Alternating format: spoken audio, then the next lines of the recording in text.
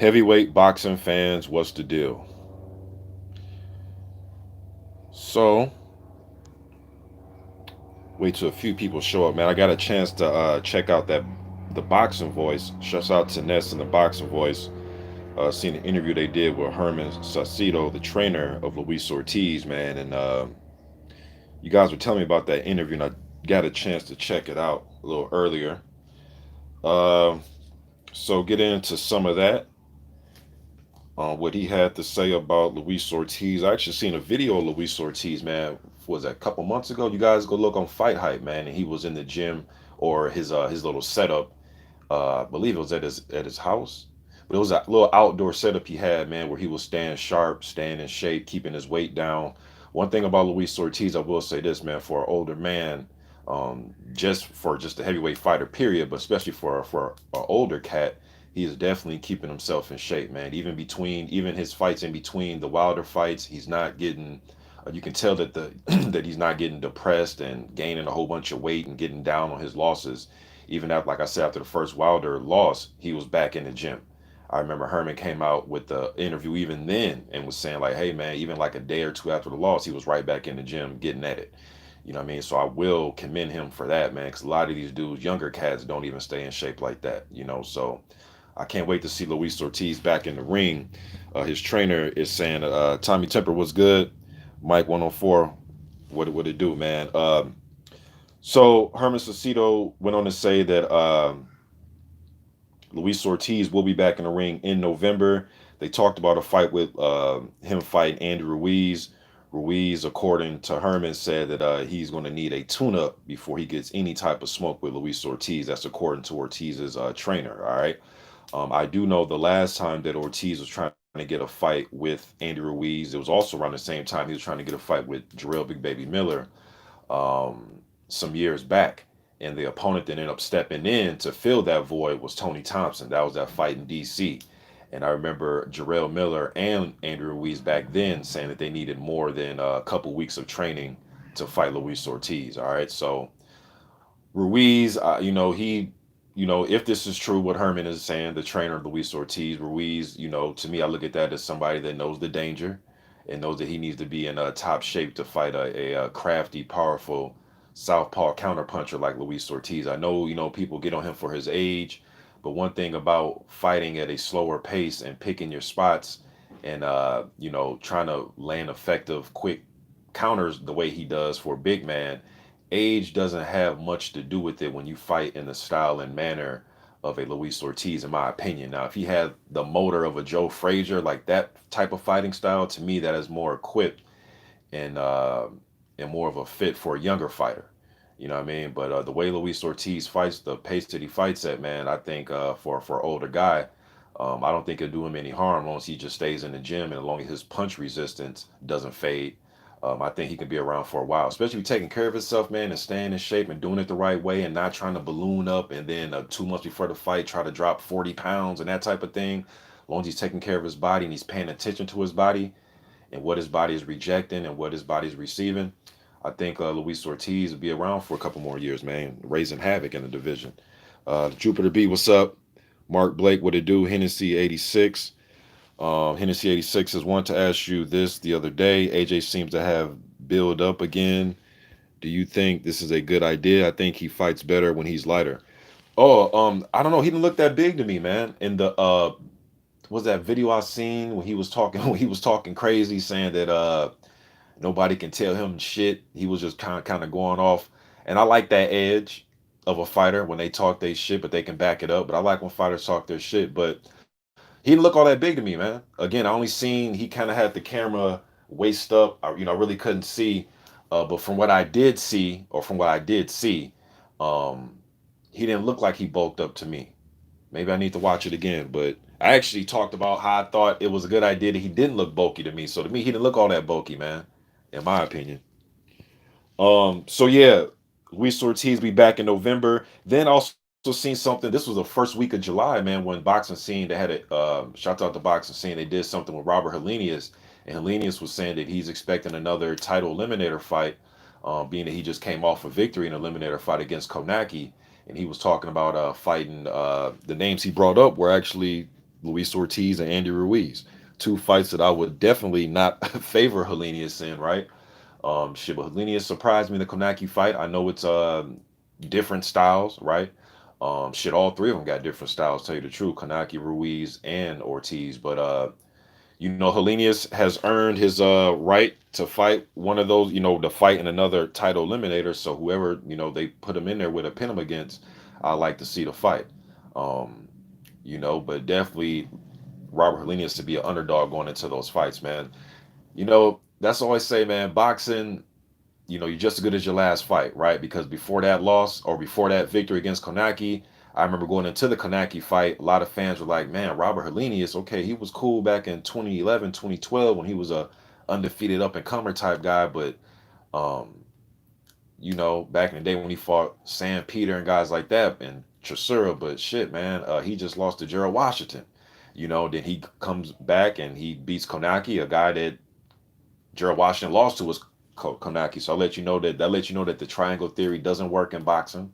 I know a lot of people try to force it to work, but that's the beauty of the sport, man. You never know what's going to happen until they get in there and fight. We can say we want to say on what could happen on paper, this and that, but you never really know until the guys get in there and their styles mesh with each other, and then we can really get down to business. So, yeah, man, can't wait to see what's going to happen with Helenius next, man.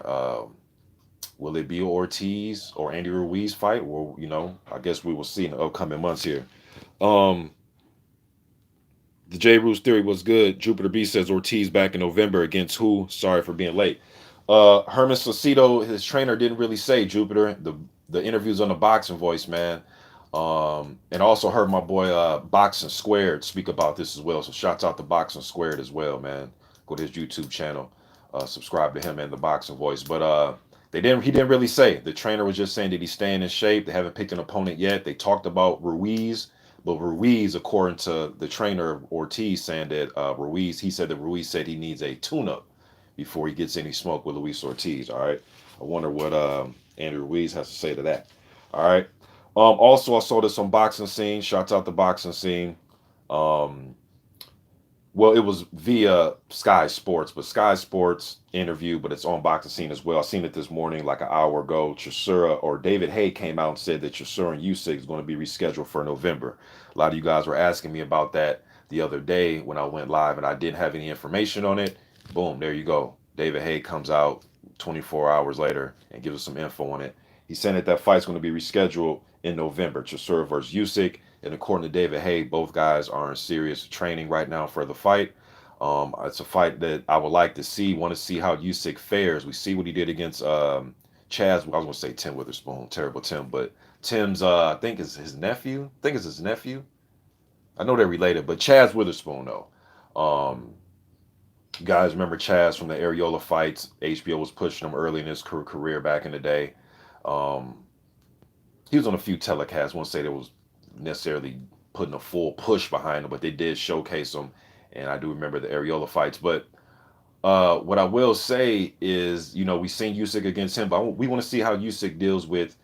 And some people, have some criticisms about the fight he had with Chaz. And I think it's a lot different when you get in there and you're just dealing with a bigger guy like that. I know he's fought Gassiev. I know he went undisputed at cruiser. I know he was a really good amateur. I know he dominated at the super heavyweight class of the World Series of Boxing some years ago.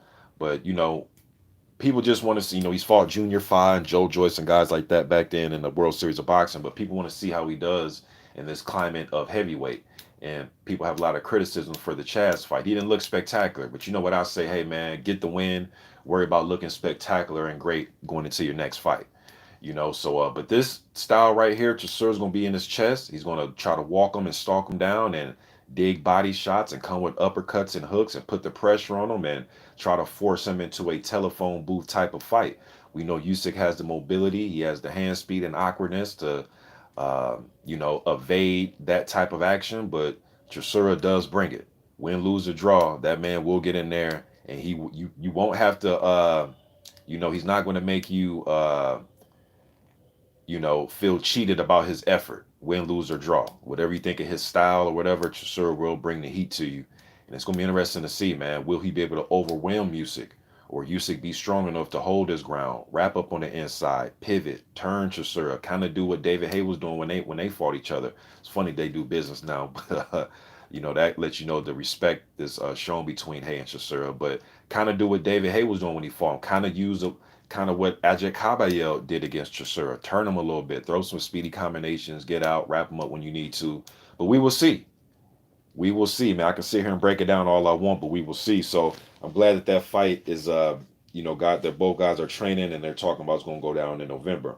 Also in November, I talked about this on the other live stream, but it seems as if it's more official. I seen shouts out to the Boxing Voice again, um, and Herman Sosito actually brought this up too because he trains Negron, and they're talking about Damani Rock versus Negron. I talked about this in a live stream a few days ago, and again, man, my opinion hasn't changed. I just want to see what weight Darmani Rock comes in at in his fights, man. He just keeps gaining weight. I don't know the science behind it. I'm not in his training camp. I don't know what they're reaching for. I can't say how this is going to help or hinder him, but just going off of just history and just watching fighters, man. Things don't seem to get necessarily better when you just keep adding weight, and especially when the weight just seems unnecessary, in my opinion. I don't see how this weight gain is going to help his speed. I don't see how it's going to help his mobility. I don't see how it's going to help his overall power. I think power is more of just generated from technique, turning your hips, putting your shoulder into it, that type of thing, and speed, because speed is power. Or you dig what I'm saying? So again, I'm not in this training camp, so I'm not sure what the science is behind it. But just from the outside looking in, I don't see how gaining weight like that helps you.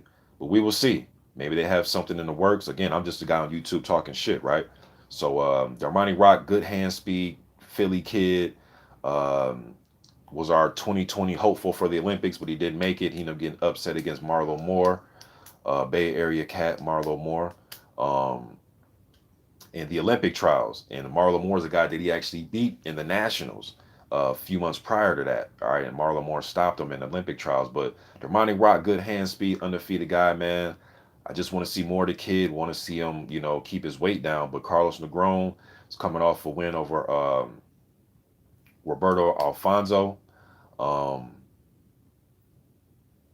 Upset victory, knockout victory.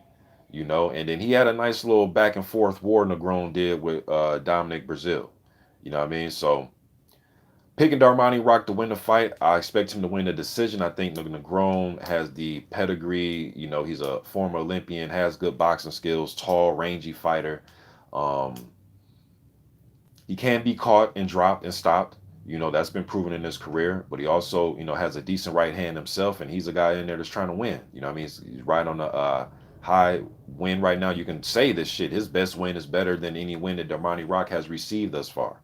You know what I mean? His win over Alfonso. So good, interesting fight. It's a step up for Darmani Rock, and we'll see how the kid fares, man. I want to see what his weight looks like going into that fight.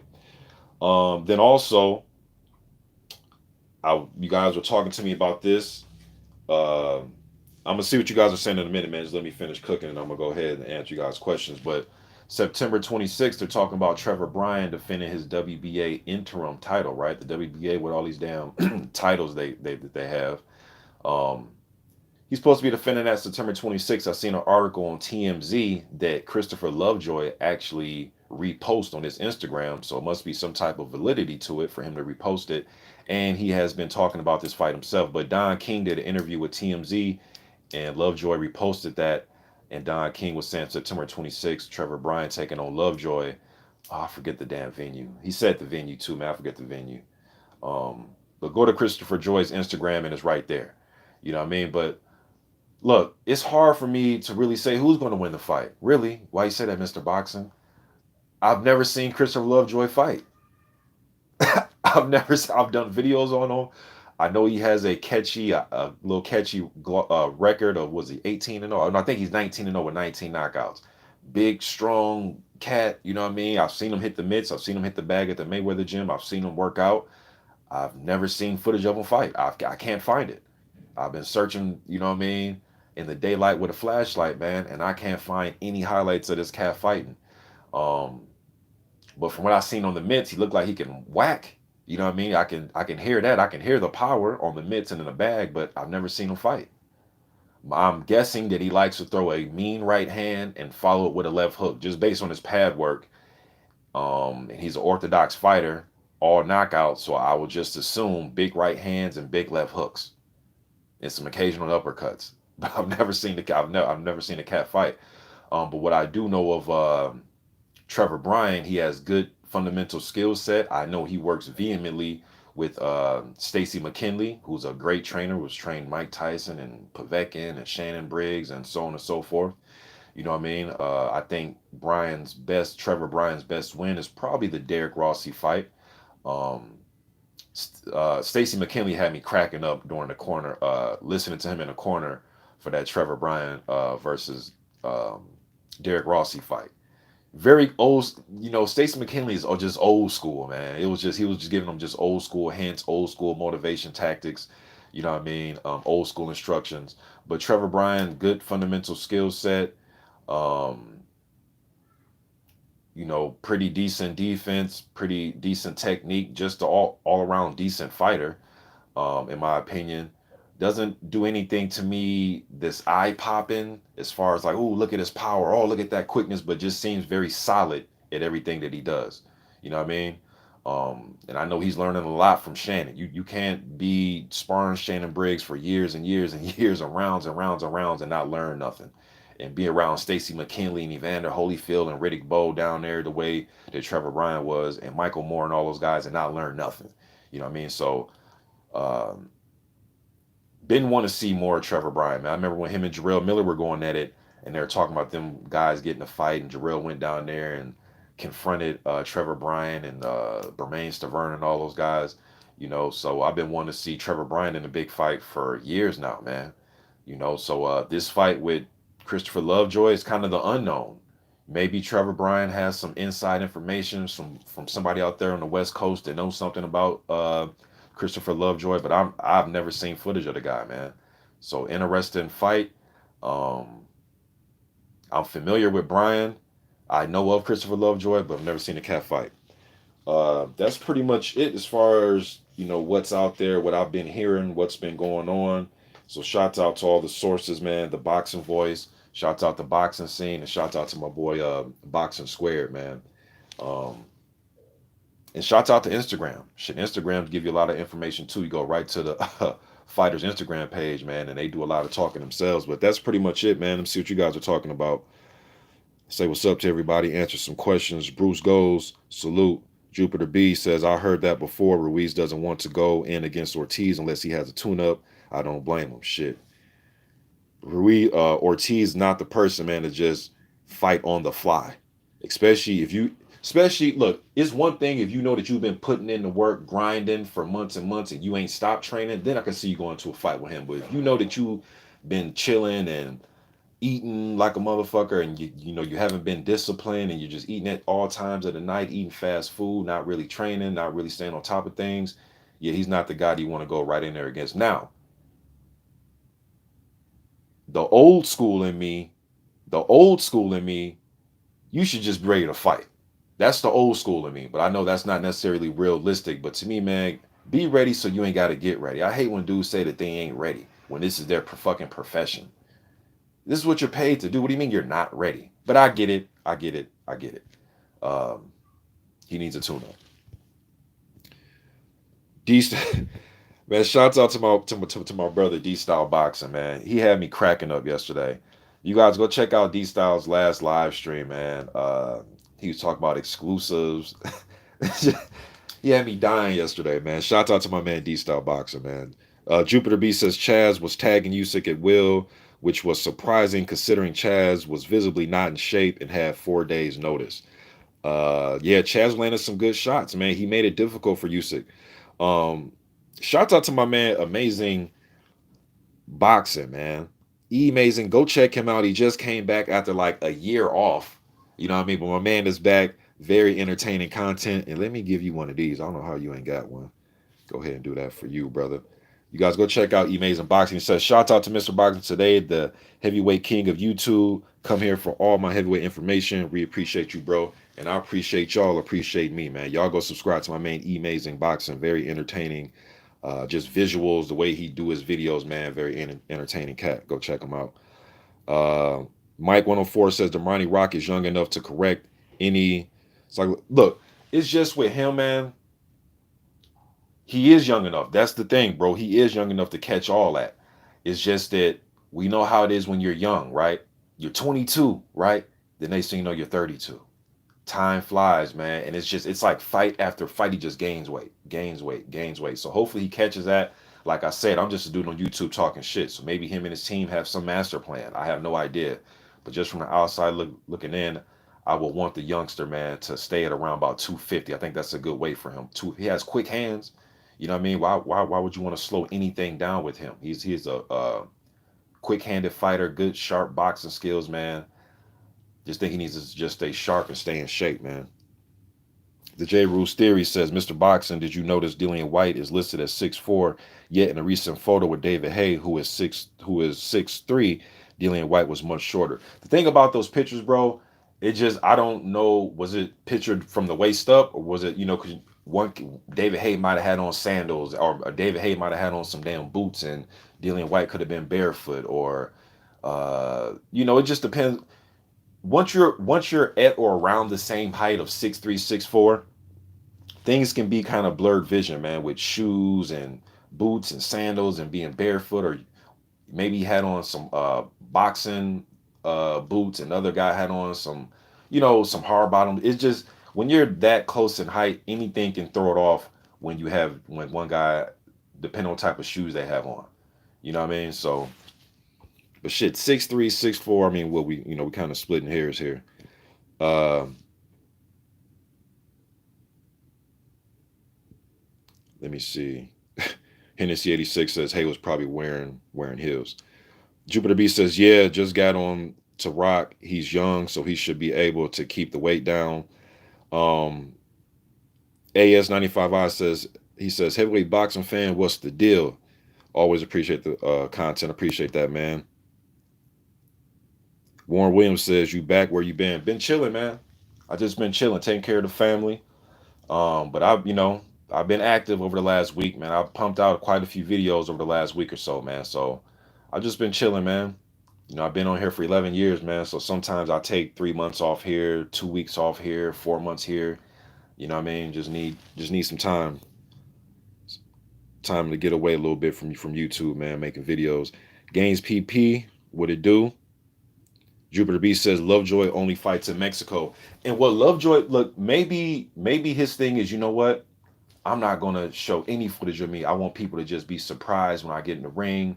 Maybe some shock value. Maybe he's using that to his advantage. And this is if there's no footage out there, but I can't find it. So if there is, please leave me a link. But I've seen none. But what I'm thinking is, especially if you have all knockouts, why not come up with kind of like what they did with Mike Tyson when he was coming up?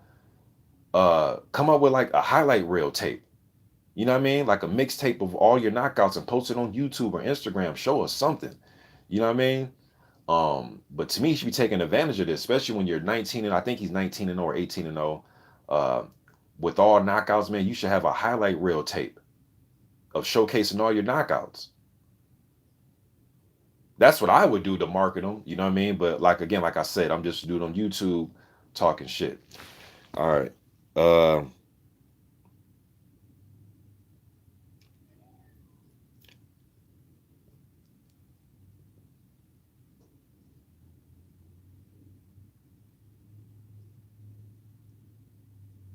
Mike 104 says, what's your thoughts on roster height in any sport? I think it's acceptable in WWF. And I played college ball, man, and I remember that I used to want to be listed at 6'6". I'm not, maybe with some shoes on and a good stretch with some shoes on, I can probably get to about 6'6.5" with some shoes on and a real good stretch. You know what I mean? But I know in high school one year I was listed at 6'7", and I'm about 6'4", and between 6'4" and 6'5" with my shoes off. You know what I mean? So, but my thing is, man, it's how, just like in any sport, um, all the height and all that, it really don't matter to me unless you're being drafted where they want to, measure your arm length and your vertical and your height and your height without shoes, your height with shoes. To me, it's just how big you play. You know what I mean? Charles Barkley was about 6'4". They listed him at 6'6", but shit, he played like he was 7 feet. You know what I mean? So to me, it's just how big you play or how big you perform or how you dig what I'm saying. So, um, but yeah, mostly in every sport, man, they're lying about their height, uh, give or take an inch or two. You know what I mean? But to me, man, I always thought you're, especially in basketball and like sports like that, where you have to, where you're not going to be on the field barefooted or on the court barefooted. They should, I always thought they should take your height with your shoes on. You know what I mean? Well, I guess they do in the NBA. When you go to the draft, they take your height with your shoes on and shoes off. Levi Kahn says, "Who will win if they fought tomorrow, Christopher Lovejoy or Ustinov?" Bro, it's hard for me to say who Lovejoy would or wouldn't beat. I've never seen him fight. I've never seen the dude fight. All I know is he's 19-0 with 19 knockouts. I'm almost willing to put my money on just what I'm familiar with, but just because I've never seen him fight doesn't mean that he can't fight or he can't win or he can't get a victory. I've just never, it's hard for me to have an opinion on him. I've never seen a cat fight. I've only seen him hit the bag and hit the mitts. So I'm not sure. I'm not sure, man. Um, Blackout, what's good, man? Games PP says Brian been number 1 in the WBA for almost 2 years because he has that interim title, bro. And we know how the WBA, how they do is when you have interim titles and regular titles and all that, you're rated highly. Or if you have a title shot that's upcoming, or you're in idle for a title shot, they rank you high. Kind of like what they did with Freza Kendall, bro. Freza Kendall was top 3, top 4 WBA rankings for about shit 6 years, 5 years because of that dispute, and he took the WBA to court because it was court ordered that he gets a rematch against Ruslan Chagayev. Yes, Ruslan Chagayev, right? I know you're thinking like, when the fuck did Chagayev last fight?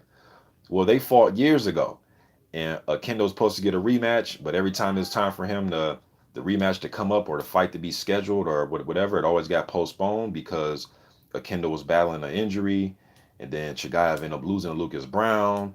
Then there was a and just been there's like a black cloud over the WBA with drug test issues with Lucas Brown and Shannon Briggs. Of course, Briggs says it was his asthma medicine. Then there was another one, another faulty test. Who was it? I know the WBA when they wanted Ustinov to fight. Speaking of Ustinov, when they wanted him to fight Ortiz, according to Ortiz's team, Ustinov didn't want to take the drug test. It's just I don't know. There's always something. There's another one that I know I'm forgetting that happened with the WBA and the drug test. Was it Manuel Char? Was it Char? I don't want to stick that on nobody if it's not true. Don't write that in stone, but I believe it was Char. But it's just a lot of shit goes on, man. Um, Let me see. Levi Khan says Spilka dropped to cruiser. Yeah, I seen that, man. He looked terrible. Poor guy may have to retire soon. Yeah, see, a lot of fighters sometimes they think, well, if I drop weight and get a 6 pack and get more chiseled, especially when they get older, they try to drop down in weight. And I've seen Chris Bird do that shit, man, where he went, who did he fight, man? And he got starched. And Chris Bird body, I've never seen his body look like that when he dropped down. I believe he dropped down to light heavy. Who did he fight? The fight was on ESPN. Chris Bird had like a 6 pack. I seen just all. I've never seen him look this defined ever, ever. And for just the older or shit period, I mean, great foot. It was a great physique, great physique. I was just like, wow. Then he went in there and just didn't look like the same fighter. Everything looked like it was affecting him. His punch resistance didn't look right. And then of course the ultimate example we can use is Roy Jones, right? And shouts out to Antonio Tarver because he don't give a Tarver doesn't give a damn to Roy drop down. But realistically though, he wasn't the same fighter. You know what I mean? So when guys do that, man, and try to drop down and get chiseled and all, yeah, it looks great for your body. For body wise, it looks great, but doesn't necessarily mean you're going to be better at that weight division or become a better fighter. To me, you're losing something. Yeah, you're gaining a better looking physique, but you're losing whatever you had at heavyweight or whatever weight classes was before you dropped down drastically and decided to get cut. I forgot who he fought that night, man. Damn, who did he fight? Was it George? What was the dude's name, man? Forgot that cat name, but that cat put on it. He put it on Chris Bird, man. And the best Chris Bird to me beats that dude easily. Sean George, I think the dude name was.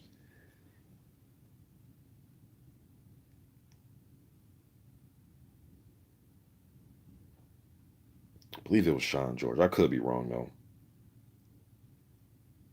Levi Khan says Povetkin versus White for the steroid heavyweight title.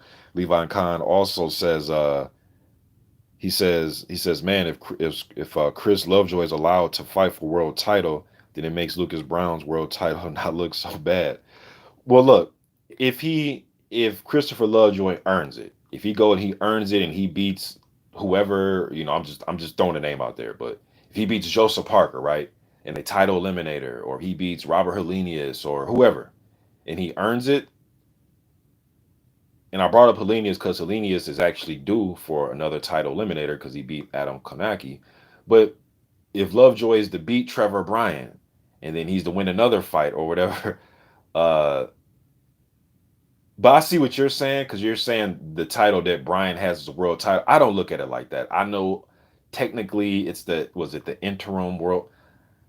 Look, man, nah, I don't look at that as a real world title. To me, Anthony Joshua has the real WBA title. All that regular and interim shit, man, I never count those. You know what I mean? So, but if he is to fight for the real one, and he's to earn it through fighting up the ranks of however the WBA had these guys rated, then more power to him.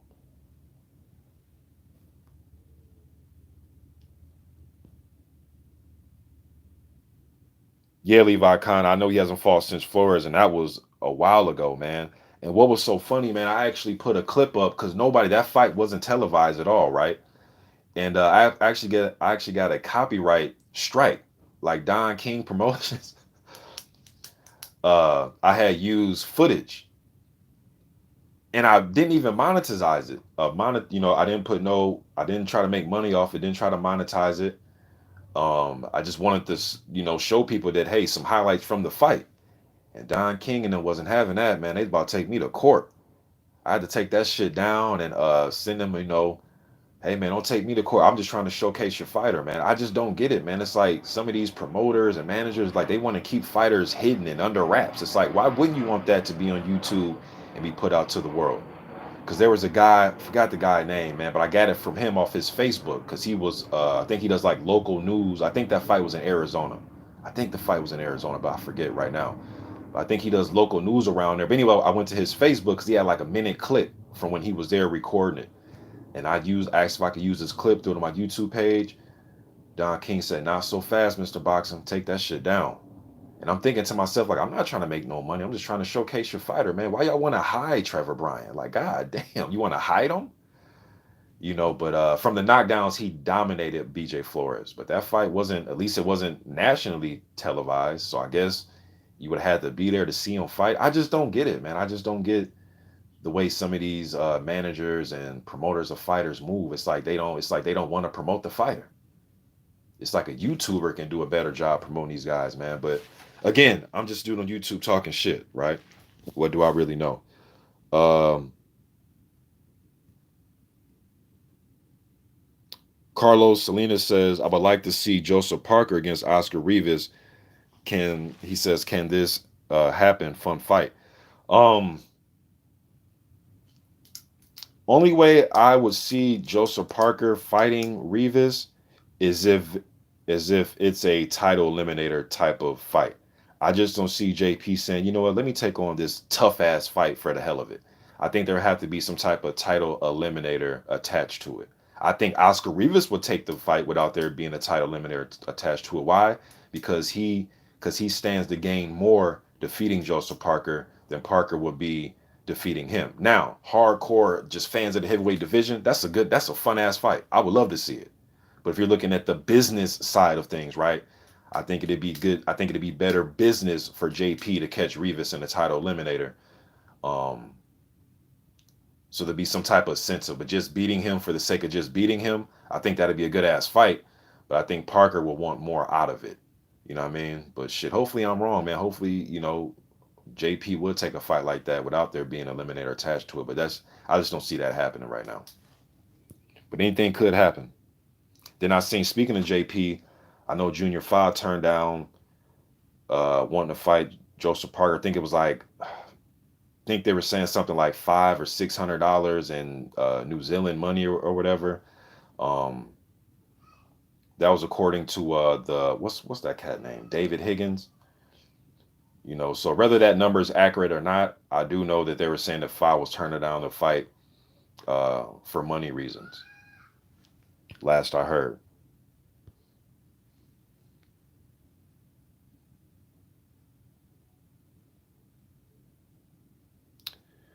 Let me see here. Jupiter B says, agree. I don't know anyone thinks the interim titles are real championships, just closer to fighting the real champ. Yeah, you're just a glorified number one contender. All that interim shit and regular shit, to me, the regular champion is like the glorified number one contender. And then the interim champion is like the glorified number two contender. Why not just consolidate and just have the interim? Man, why do they just make this just so hard, man? Like, but I get it. They want them sanctioning fees. The WBA is not fooling anybody. They just want more sanctioning fee money. But just why not consolidate, man, and just have the interim take on the regular? Then the winner of that fight is the authentic number one contender for Anthony Joshua or whoever is holding the super title. Man, this is just stupid, man. Like, boxing is just crazy, man. Man, boxing is crazy. But they want them sanctioning fees, man. They got to keep the lights on. So they know what they're doing. And to tell you the truth, y'all, it wouldn't surprise me if they came up with another title. It wouldn't surprise. Actually, hold on. Don't they have another one? Doesn't Joe? I'm not even trying to be funny. Doesn't Joe Joyce have one of them? Can somebody look that up? Because I can't get off and go on the internet while I'm going live.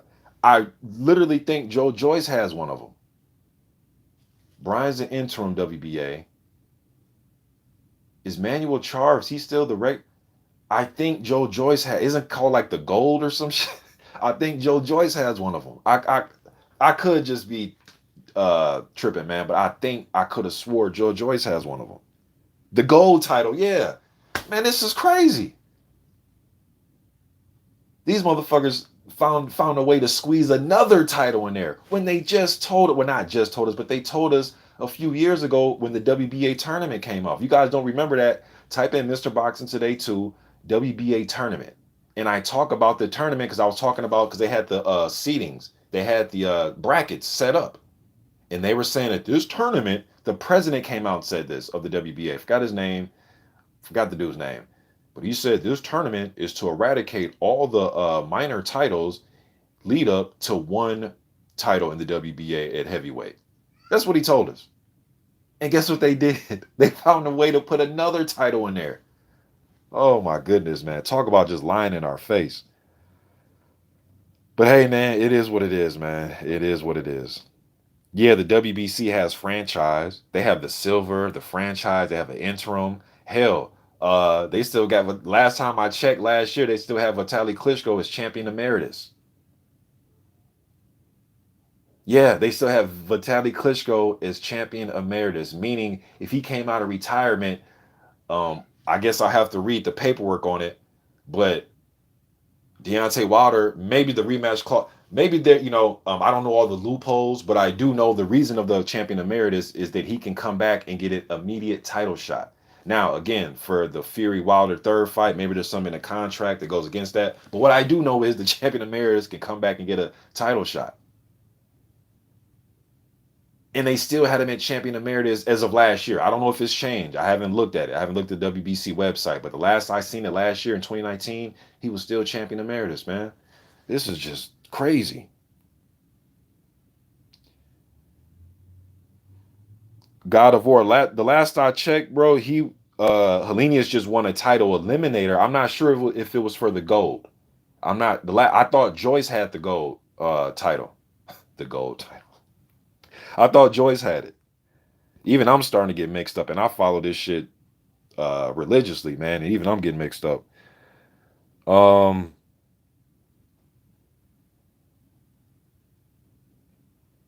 Is that true, Levi Khan? Did Darmani Rock on his Insta Live said he was 300 pounds and you don't know if he was joking or not?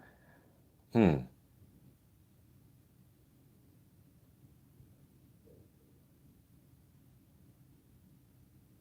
I know Mike 104, right? Let's stop.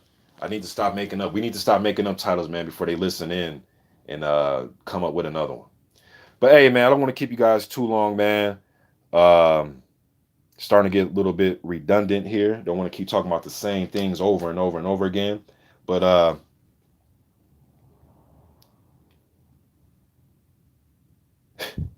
819 Warrior says he says Joe Joyce won't last. He's probably the weakest prospect I've ever witnessed.